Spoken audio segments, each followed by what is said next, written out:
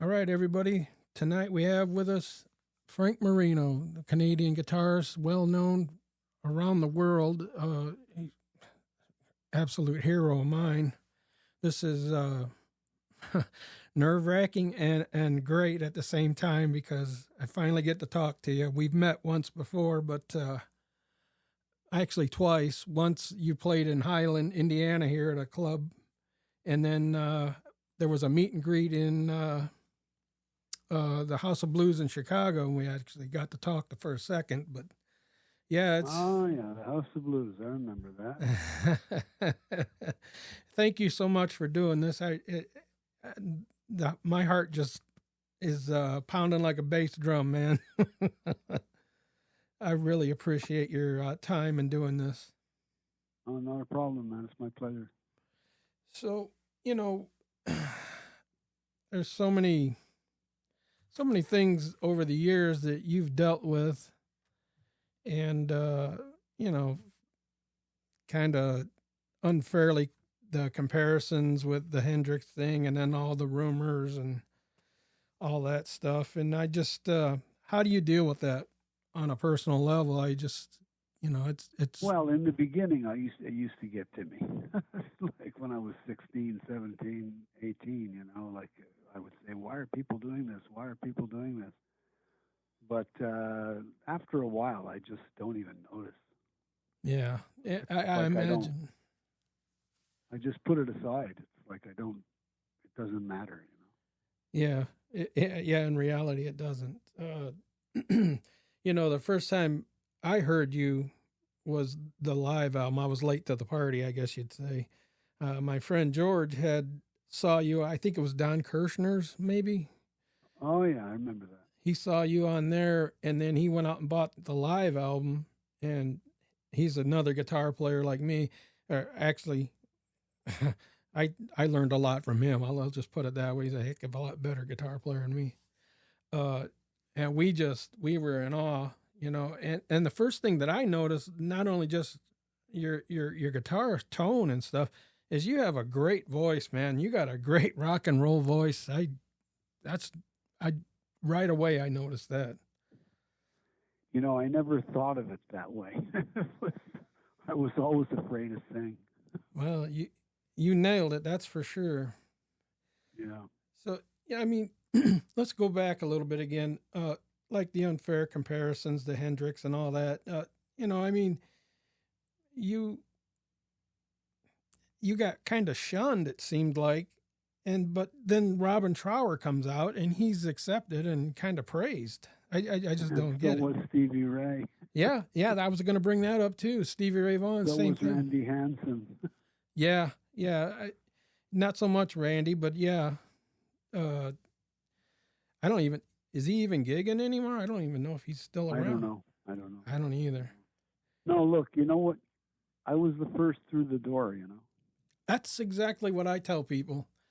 That's Yeah. exactly what I tell them. The first through the door gets hit in the face. Gets the pie. Poof. That's basically it. And then again, here's another thing. Uh, I was searching online, doing a little bit of just looking at stuff, and I found a picture of you, and it says it's from '76, and you must have been doing like the solo in Backdoor Man, where you do the octave top tapping, where you kind of Oh tap yeah. out the chords like that. And I Right. could see how you were holding your hand and the way you were, playing. That's exactly what you were doing. And I'm thinking, oh, Eddie Van Halen got credit for all that, and it's like you were doing it long before him. What are you gonna do? That's the way it rolls. Yeah. I just, in the back of my mind, I always wonder if these guys actually saw you, when you were touring and stuff. And I'm pretty sure they did. yeah, yeah, yeah, definitely. Because I mean, you guys were out on the road with them after they broke their first album, doing those festivals and stuff in Texas and uh, California and all them places. I mean, they were on the same Well, as bill with you early guys. as early as as early as '72, we had a billboard on Sunset Strip. Oh, So obviously, we were gigging and people were coming to see us. So yeah, yeah. That you guys also you guys toured with Queen for a while too, didn't you? yeah, it was quite the memory. Was that like one of the first big arena things you guys done, or No. no? I'd been doing them for. As a matter of fact, most of the Queen dates weren't arenas. Really? Yeah, they were like theaters. Hmm. I would have thought, as popular as they were, they had hit songs right from the get go. I thought It was their first tour. Oh, I get it now. Okay. So, was it a good experience when you did the Yuli Roth and Jack Bruce thing? Was that just a one show thing, or was it? What did you guys? That was no, we did 3 weeks. Oh, really? I think it was. Yeah. It was a lot of fun. It was a lot of fun Oh man, playing with all those guys. I know there's a CD out that I found and I bought it. It was like, oh man, listen to this. This is three great players, But so back in the day, I read, I think it was Guitar Player magazine. I read the interview you did. You had built your own preamp. And yeah, I do that. I I build my own gear, and I've been building my own gear for quite a few years. Yeah. And now I build pedals based on the pedals I built way back, which is the sound that I had, and I sell the pedals. Yeah. And one of the things I noticed that you said in that interview was most of your sound was coming through that preamp setup because you were running. Well, the preamp came later. Most of my sound, especially when you talked about the Black Live album, that was my pedals. Oh, okay. Is that the 7-foot long anyone board? wants that sound, they just have to buy my pedals. Yeah, absolutely. That's when I saw that you were selling those, I go, oh, he got tired of guys like me hounding him all the time, asking him on the Mahogany Rush website. Yeah, I was always bugging you about, hey, did you use this? They were selling really well for when I first did them until the tariff thing happened. Oh yeah, there's and another. As soon as the tariff thing happened, the sales went stopped. Well, to America anyway, not to the other countries. Well, that's good. You're still moving them, though. I mean, you're still selling them. Yeah, they still go. Good. Everybody that has them is very very happy with them. That's good. Some people say, well, they look a little expensive, but then once they get them, they go, it's worth it. Well, I've bought what they call boutique pedals before from lesser known people, and it's a tube screamer. I mean, it's just a tube screamer. Yeah, that's all it is. No, these are my own designs, and basically there are many years of changes. Over the years that I would change certain things, and I build them basically to order. But they're really well made. When you look at them, they look like they're made by factory. Like they really look nice. Yeah, I've seen the website. They're beautiful. Yeah, inside and out. Yeah. But people that use them sound like me. That's great. That's what everybody was wanting, anyways. Yeah. So, do you still use your? You were using Fane speakers at one time too. Are you still doing that? Yeah, I'm still using them. What are the pedals you're making now? Let me get your opinion on this. Are they true bypass, or are they buffered, or? They're all true bypass. Okay, so there's many camps that the buffers filter, and the true bypass is a buffer. When you have a lot of true bypass pedals, let's say you have 10, right? Mm-hmm. And they're all off. Any Right. pedal that turns on automatically acts as a buffer. Oh, I didn't know that. But let's say they're off. Now you've got a lot of chord between the beginning and the end. Mm-hmm. So really you should have a buffer at the very beginning or at the end to drive the line. I see. If you don't, when you have them all off, you might lose a little highs when they're true bypass. Yeah, because you're pushing through that cable. Yeah, and the cable has capacitance. Right. But if you keep all your cables really short and your pedals are jammed together, it won't make that much of a difference. And if you only have 3 or 4 pedals, it won't make a difference at all. But it's when you have like 20, or like I have, on mine, I have all 9 of the ones that I designed plus a few other ones, and everything is true bypass, then I have to have a buffer at the beginning to drive the line. For anybody listening to Otherwise, this, when I turn them off, you lose some of the highs. Now my buffer, I designed a buffer, and my buffer also has a switch to turn it off and make it true bypass. wow. And the only reason for that is that if the power goes out, let's say on anything, if your wall warts, not wall warts, but your power supply goes out, at least if you hit the button and you're in true bypass, at least you won't have dead air. You'll be able to at least play through your amplifier as if you're going in with a cord, Right. Yeah, that's true.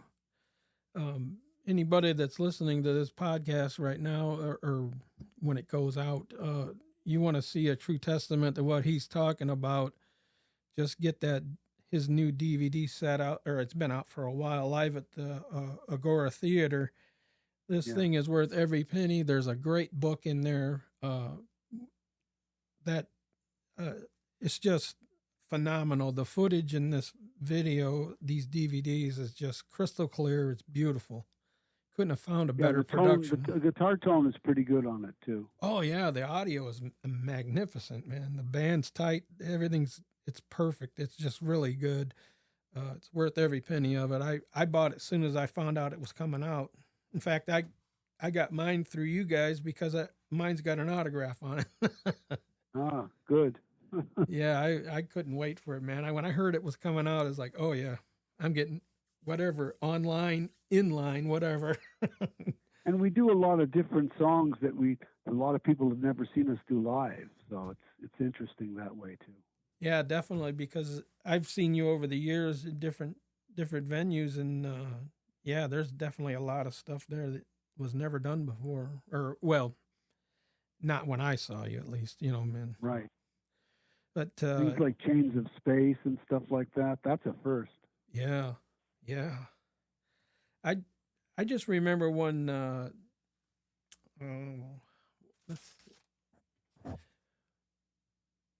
On the Strange Universe album, the first time I heard Tales of a Spanish Warrior, that just blew. Oh yeah.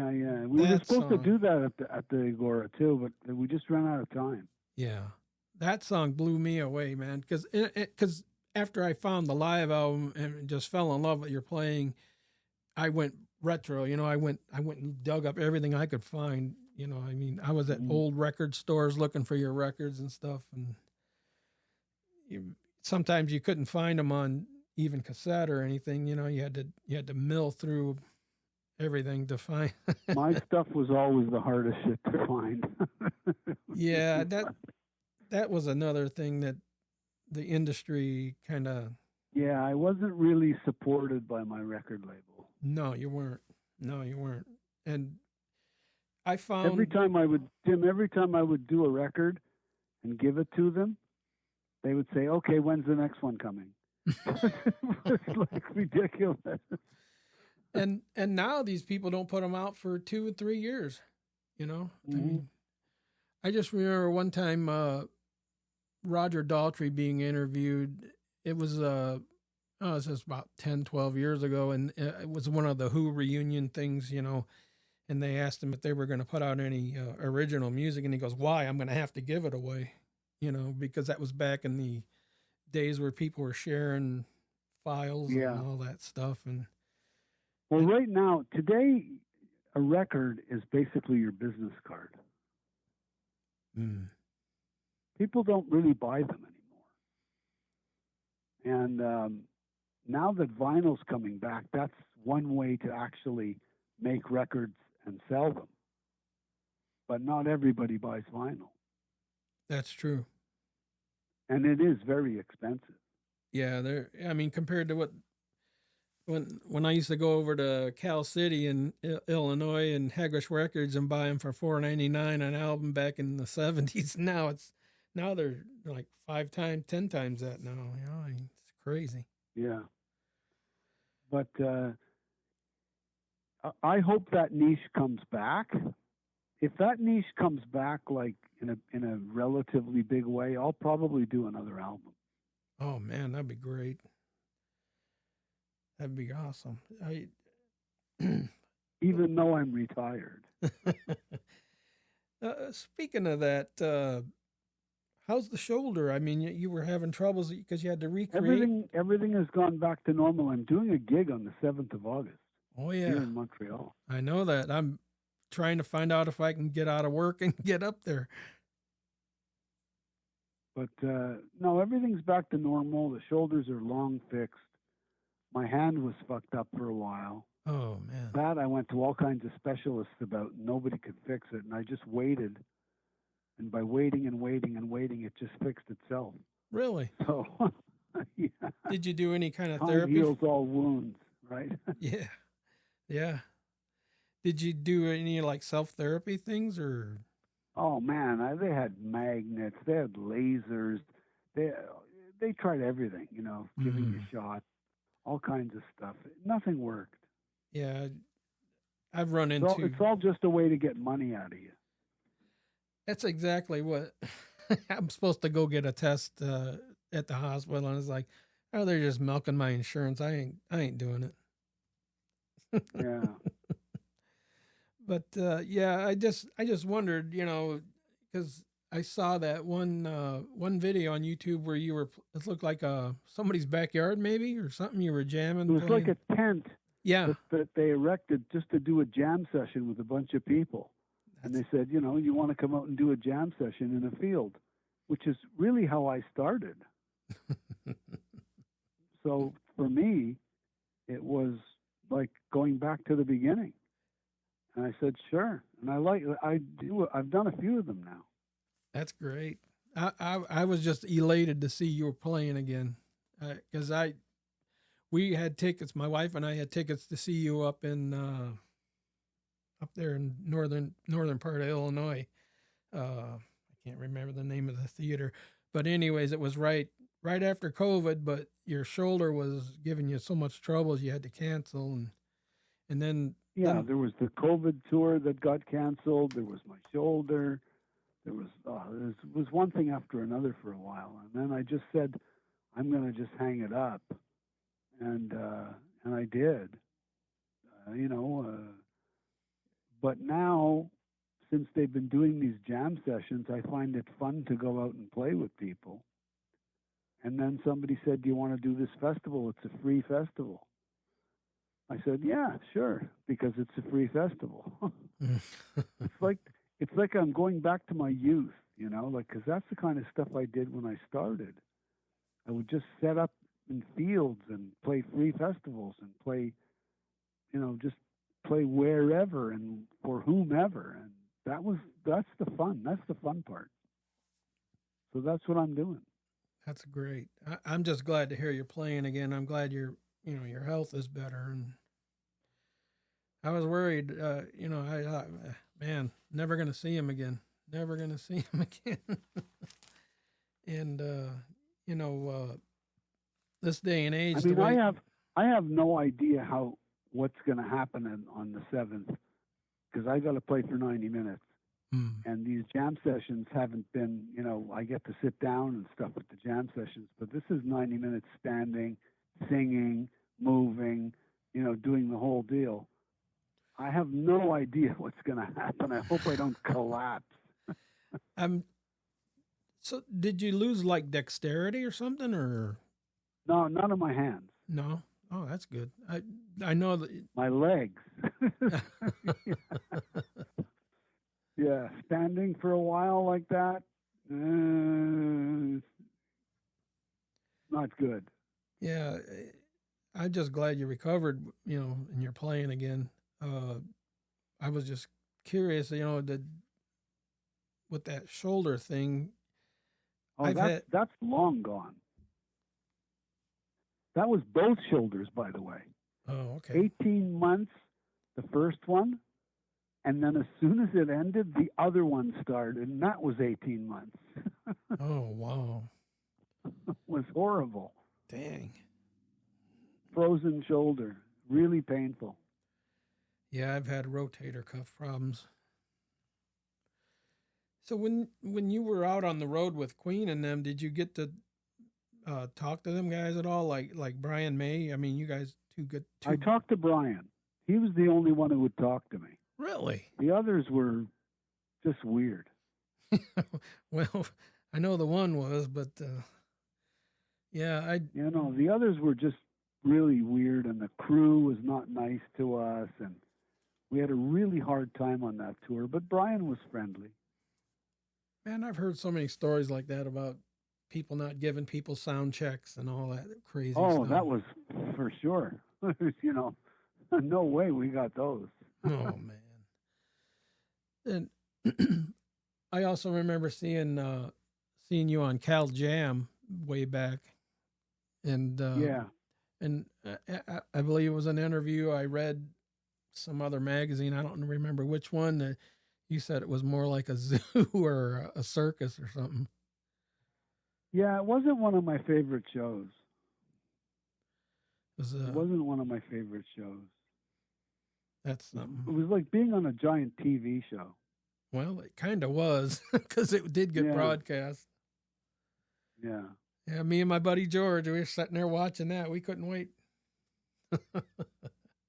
So many good memories. But what are your thoughts on people like Robin Trower and Stevie Ray Vaughan, and one guy in particular, I think he was listening to your stuff a lot, is Prince. I don't know about that. I mean, I don't know much of his stuff, so I don't know. I'd have to check it out. But, you're talking Purple Rain, right? Mm-hmm. That's probably why where you're getting that. Yeah. But I mean, like, some of your stuff was all out funk too. I mean, you guys could lay down some grooves, Yeah. Some of your early stuff was it wasn't all heavy, it was pretty funky too.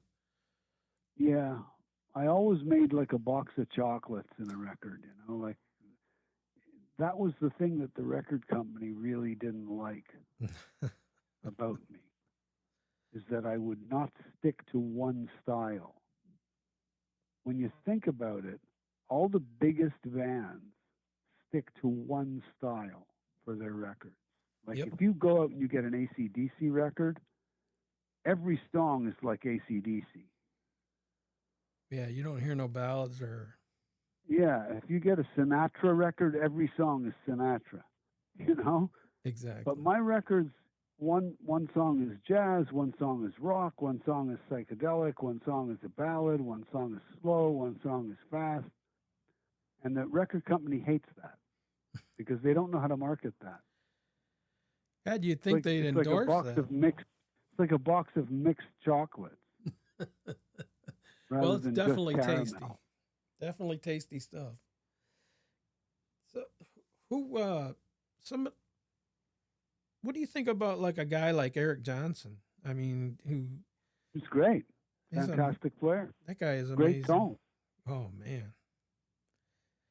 I just great tone, good player. Yeah, sure. Listen, everybody's good.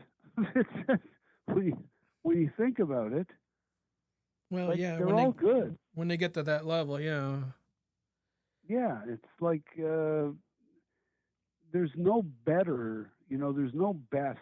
It's, to me anyway, it's just different flavors, I mean, is chocolate ice cream better than vanilla? I don't know. It's but it's all ice cream, right? Yep. Hey, what? And on some days you want chocolate, and some days you want vanilla. I also read something where you had an appreciation for Joe Satriani as well. Yeah, I appreciate all those guys. Man, that guy. They're all really good. He's my favorite of There's them. There's a new guy from Sicily that's like unbelievably good. I'll have to check that out. Matteo Mancuso. I've heard that name. I haven't, the crazy work schedule, I haven't really done a whole lot of. I mean, these this guy is like a guitarist, like he can do anything, But it's like Alan Holdsworth, he could do things nobody could do, Man, boy, could he. But I mean, for me, I still like late '60s music. Oh yeah. And pretty much everybody can do that. Yeah, that's true. But that's what I like. I like the Doors, and I like the Beatles, and I like Hendrix, and I like Winter, and I like Santana, and I like the whole Woodstock generation. That's sort of, if I have to put something on, that's what I'll put on. That doesn't mean that I don't think the other guys are good. They are. They're fantastic. But I don't go put the records on. I find it hard to steadily listen to a lot of the newer people. I don't know what it is, but Satriani is the exception to the rule for me personally. I just, man, the first time I heard him, it was like, whoa. And it's not just because he's fast, but he's fast and fluent too. I mean, he's. If you ever listen to that song, "Flying in a Blue Dream," those legato riffs in the beginning, man, it's so smooth. It just takes my breath away. Just what? It's just great. Well, I think that the key is in the phrasing. Like what is being said on the instrument. Like a lot of guys are fast. Yeah. But I'll ask you a question. You ever read a really good book that you thought was fantastic? Sure have. Okay, did it matter how fast the guy typed it? No, it didn't. That's a good analogy. I never thought of that. Right. So that's what we're doing. We're making musical statements, and we're phrasing things a certain way, and we're writing paragraphs and pages and stories. But it doesn't matter how fast we do it, as long as we do it. Very true. Sometimes you were criticized for doing covers, Hendrix and the Doors and that kind of thing. Whenever I did a cover, okay, and believe it or not, if you look at my history of my albums, if you take the live album away from my history of albums, there's only 3 covers. Mm-hmm. In my whole career. The live album had Johnny B. Good, and it had King B. It had that stuff. But when I play covers, it's usually live, never in the studio, and it's just because it's fun. Fun to do. There was nothing wrong with doing that in the 60s. Everybody did it. Oh yeah, the Beatles covered Chuck Berry, all of them, man. I mean, they did Little Richard, Chuck Berry, a whole bunch of people. Yeah, there was nothing wrong with it. Right. And that's where I come from. I come from that time when that was very accepted, I mean, listen, let me put it to you this way. If a family gets together to celebrate New Year's Eve, and someone sits at the piano to do Auld Lang Syne or whatever, or just to have fun, I'm sure people in the house aren't telling the person, play some originals. Very true. Yeah, it's hard to sing the originals. It's basically fun, man. Yeah, and ironically, whatever keeps it fun, Tim. That's That's why I do it. And ironically, here in the Chicagoland area, the program directors have, pardon my language, have their heads up their ass, and that's the only thing they would play off of your records was your covers, like Roadhouse Blues. You know why that happens? That's true. You're right. That does happen. It happened all over the country. You know why they do that? No, tell me. Because they want to play the artist because people are talking about the artist. Oh. But they're not sure about the artist's material, so they'll play the cover. Gotcha. I understand. So that way they get to play the artist and they get to play a song that people might not tune out. Man, I never gave it that perspective. I just, by the way, I loved the covers. I thought, man, your version of Johnny Be Good. The only thing I ever heard covered by Chuck Berry tune covered by anybody that I thought was really cool was ELO's Roll Over Beethoven. I love that. Oh, yeah. And I often wondered, did that have any impetus to you to want to do like Johnny Be Good, or just you guys just were working Johnny Be Good? When I do a cover, if I cover something, I want to make it my own. And you certainly did. You know, I want to give it my own stamp and make it my own. You know, the way I do Roadhouse Blues, the way I do Johnny Be Good, King Bee, Norwegian Wood. That was a great, man. You know, I want to make it my own. I love that version of that. I probably listened to that version more than I did the original. The only one I did where I tried to stay like what I was into was when I did All Along the Watchtower. I made it sort of my own, but I used the Hendrix lines that are so iconic because they're iconic. Yeah, and it those would be crazy to not have them there. Yeah, they kind of have to be there. Yeah. Yeah, that's another great cover, man. Jeez.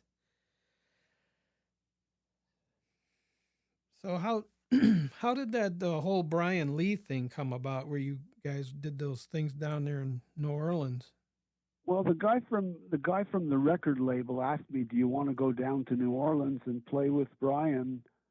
You know, they're doing some live stuff and we're going to record it." I said, "Sure, yeah, sure. Can I bring my family?" And they said, "Sure." And I said, "All right, it's like a vacation."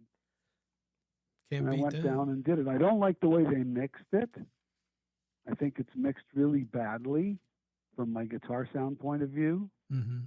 But you know what? That's the way they wanted it. So that's their record. So, you know, I'm not going to tell them how to mix it. Right. Yeah. Cause trouble with it. And so you still riding your Harley, or are you? I'm trying to sell it. Oh. I got to sell it, but nobody wants to give me what I need for it because it's old, you know, but there's no miles on it, man. There's 4,000 miles on it. Wow.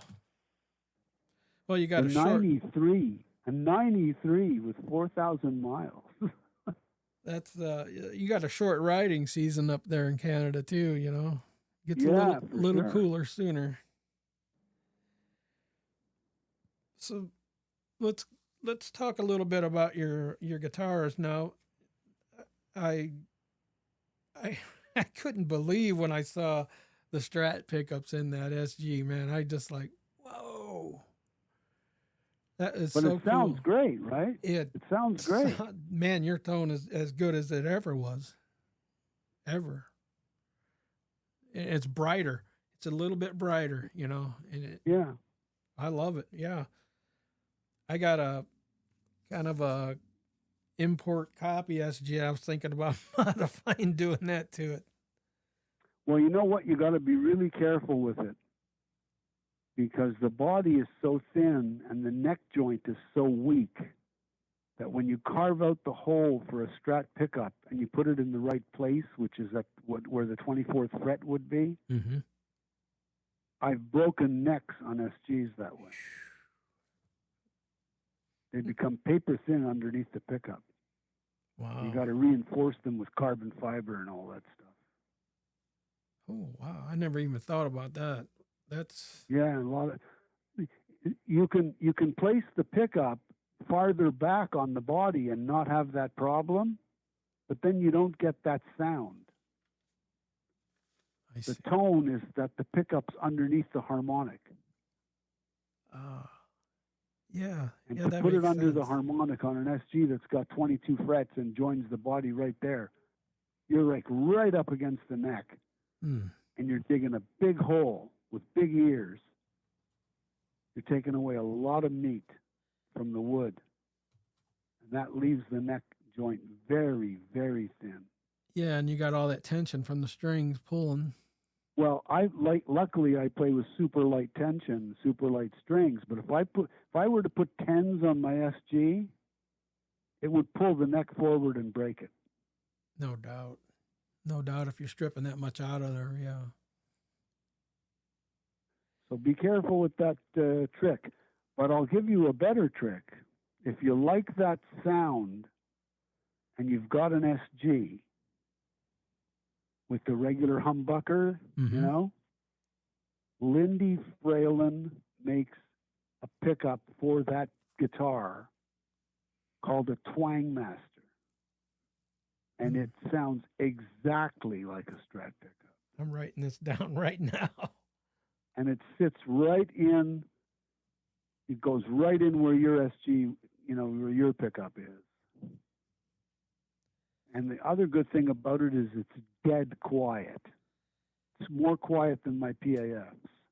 Really? Wow. Yeah. That's neat. Lindy Fralin. I've heard the Give name. him a call and buy a Twang Master for your guitar. Tell him I sent you. I certainly will. I certainly will. So here's another rumor that I don't know if this is true or not, and I just wanted your clarification on this. I heard that at one point you were actually considered to be part of Paul McCartney and Wings. Yeah, way back in the beginning before they did their first album. Oh. That'd have been an honor. I didn't go try. No? No, I didn't want to leave my band. Well, that makes sense. Because they were my friends. I didn't want to leave my friends. You believed in what you were doing, too, I'm sure. Yeah, it wasn't so much that. It was just that we were a bunch of friends having a good time playing, like I said, having fun. And what was I going to go? I was going to go off and try something like that, which is very career-oriented, which I wasn't, right? Yeah. And I would leave my friends behind. That would be just, I didn't want to do that. It wasn't me. That's bizarre. I had another offer like that later on in my career to be the guitar player for, what's that singer? David, I can't remember now. Became a big band. Oh, Whitesnake? Yeah, Coverdale? Whitesnake. Yeah, David Coverdale. Wow. Some people came up to me just before the first Whitesnake album and said, we want to put a bunch of people together for this band, and it's going to be David Coverdale, and blah, blah, we'd like you to be the guitar player. And I said, nah, I don't want to leave my guys behind. But you've done like solo, or not solo, but guest appearances on like April Wine and stuff like that. Oh, that's doing a guest appearance is different than joining a band. Very true. Yeah, I always dig through stuff, you know, anywhere they sell records, CDs. I'm the guy that's standing there going flip, flip, flip, flip, flip, flip. And I'm looking for that stuff. I'm always looking for stuff. I always read. That's the thing I miss most about it, LPs is reading the credits and stuff. Yeah, reading the jacket. Yeah, I mean, I did a few guest things with Mike Varney for his blues label. Oh yeah, I did two blues tunes. Things I used to do, and I have that. And the other one, what was it called? Wasn't it Fit for a King? Fit for a King, Albert King. Albert King, yeah. Yeah. Yeah. Yeah, those. I did those 2 tracks, and I did Babylon, and there's a couple of other things I've done. But like I said, if you want to know what gets me interested, it's fun. Somebody comes to me and says, "We're going to go do this thing, and we're all going to make a lot of money." I'm like, "Yeah," because if it isn't fun, I don't care. But if somebody comes to me and says, "We're all going to go do this thing, it's going to be a lot of fun, and we're not going to make any money," I'll probably go do it. The antithesis. Yeah. It's got to be fun, man. Well, otherwise, it's practice. Or a job. Yeah. Well, Frank. Well, that's how does the expression go? If you only do what you love as a living, you'll never have a job. Very true. That is no truer word spoken. Yeah. I've done side businesses on my own, and I would spend hours. I used to modify effects pedals and sell them and stuff, and I would be down here in this basement for hours just testing and modifying, trying. That's what I'm doing. Yep. That's what I'm doing. Yeah. What are you using, man? I got a Rodecaster Pro 2 with a Shure microphone. Mm-hmm. That's what I'm running through right here. This thing's loaded with all kinds of tricks. What's your guitar? Oh, I've got about 35 guitars. What do you like the best? Actually, since I started building this room, I haven't hardly played at all, to be honest. I beat on a Alvarez acoustic guitar up by my living room chair. Yeah. But one of my favorites is one it's a parts caster I put together. And and believe it or not, these are really chintzy pickups. They're Chinese, and they sounded great. And the guitar sounded great. I was worried about the bridge, thinking, I'm not going to get very good tone out of this thing. And surprisingly, it worked well. As long as you like it and it sounds good, it doesn't matter if it says Fisher Price on it. Well, another trick that I learned with the Strats, the bolt-on necks, is using those inserts into the neck itself, where you bolt in, and then it's a machine screw, not a wood screw, and you tighten that up, and it bonds that neck to the body, and you can feel it resonate from the top of the headstock to the tail. You can feel it resonate. That's right. And I did that to a Telecaster that I owned, and it almost has piano tones to it. It's strange. That's the key. It worked really well.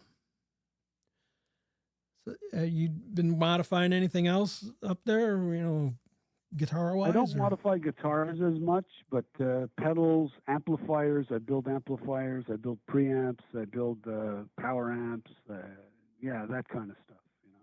Yeah, I took a course, kind of an online course a guy offered out of Texas for tube amp repair, or not tube amp repair, but how they operate, and right.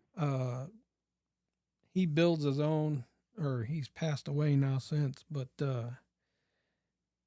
and I got into repairing them for guys and stuff, and then the tube prices got so high, ridiculous, and that a guy accused me I was ripping him off, saying, "Oh, you're charging me too much." That's it. I'm done.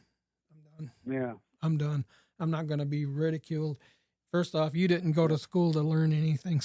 You brought it to me, and you're going to tell me I'm ripping you off. I'm done. Yeah. I'm not going to play that game. I'm not going to dicker over prices. You know, you brought it to me to have it fixed. I'm going to fix it. Just that Yeah. simple. Yep. It's just like, you know, people complain about the price of your pedal. You know, I mean, did you do the research? Have you got the years of experience? Have you, you know, just go ahead and complain, you know, because other people are Well, you know buying what? them and they like When them. you actually look at it, okay, the time that I put into the pedal, not just the research and the R&D, but the time I put into actually building it and the case and everything, I'm not coming away with a big profit. Trust me. Oh, I I won't believe you. even buy. I won't even make enough money to buy myself a used car. I believe it. I believe it. I've built different things for people, and and I purposely underpriced where I made less money, but I still sold things. You know. What do you think my time's worth as a producer Oh man, by the hour? I don't know if I could When you put a start price. considering that, the pedal doesn't seem so expensive anymore. Right. Yeah, that's another thing you've done. You've done some producing for people. Yeah. You got quite a career, Mr. Frank. I have admired you from day one, and I super appreciate you doing this with me today. Well, thank you very much. It's been my pleasure. And you want to give out the website for your pedals so people can go check them out?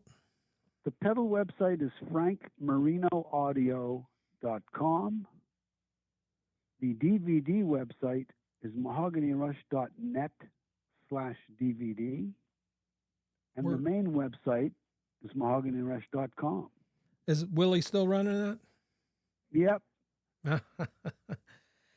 Yeah, I haven't been in there in a long time. I switch jobs and I work a lot, and I just happened to be on vacation this week. That's why I finally nailed it down to where we could have time to do this. And yeah, but yeah, it's I'm very my interest is very piqued in some of them pedals, that's for sure. And people that want to hear them firsthand, I'm sure you can check out this Live at the Agora Theater DVD.